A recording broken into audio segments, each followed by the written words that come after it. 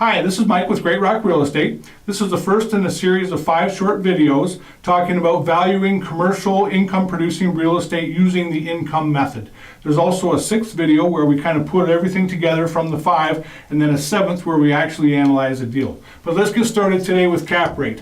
Cap rate is simply a percentage of the net operating income, the NOI, to market value, again expressed as a percentage. So there's 3 things that basically go into it.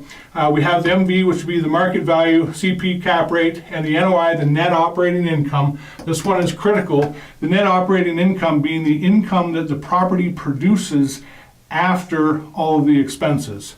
So 3 different formulas. If you remember back to grade school, a little bit of grade school math, CP cap rate, which is what we are concerned about figuring out, and it's simply the NOI, the net operating income, divided into the market value of it, and that will give you a percentage, which is the cap rate.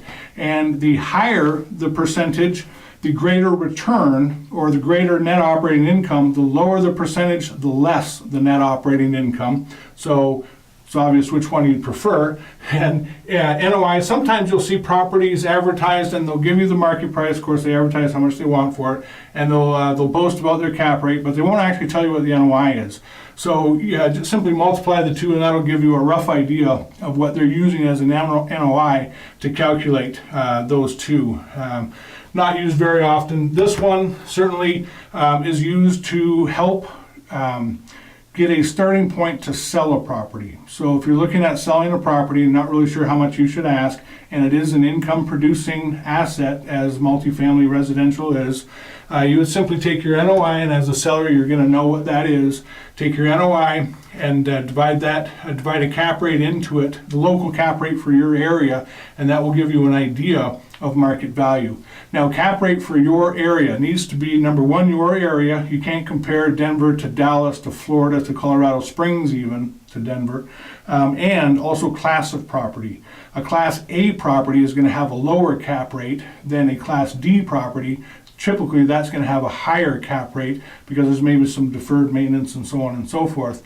Not always the case, but generally true. Where to find typical cap rates for your area? Number 1, LoopNet is a wonderful resource, and also local brokers. Local brokers can tell you. But again, even within your area and your class of property, make sure you're not comparing a cap rate from an industrial property to a multifamily. Not going to be the same. Same with any other commercial. So just make sure that those are correct. Why do we use cap rate? Usually it's for a quick evaluation. We want to compare 2 properties. We want to put them side by side. Which one do you want to do all the due diligence on? Do you want to do it on the one with the 8 cap or the 5 cap? Well, it depends. What are you looking for? You're looking for turnkey because you're out of state? Maybe you do want to look at the 5 cap. Me personally, I'd go after the 8 cap. Maybe a value add, but that's okay.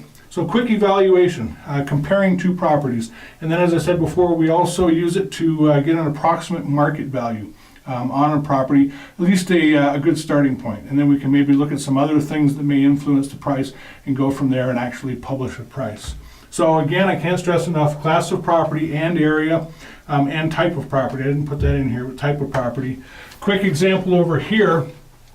This is a market value of $800,000, and at a 5 cap, your NOI is going to be $40,000, and at an 8 cap, your NOI is going to be $64,000. You probably can't see that very well, but that's a $64,000. So you can see, the difference that it's going to make, whether you're getting a 5 cap or an 8 cap. It's going to have a pretty significant difference in your pre-debt service and also tax cash flow in your pocket. Now, when you flip that around and you have the same NOI, but at 2 different cap rates, it makes a significant difference in the market value.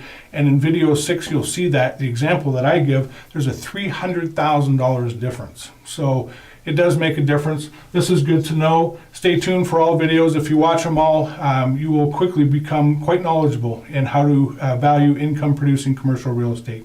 That's it for now. Thanks for watching. We'll see you on the next one.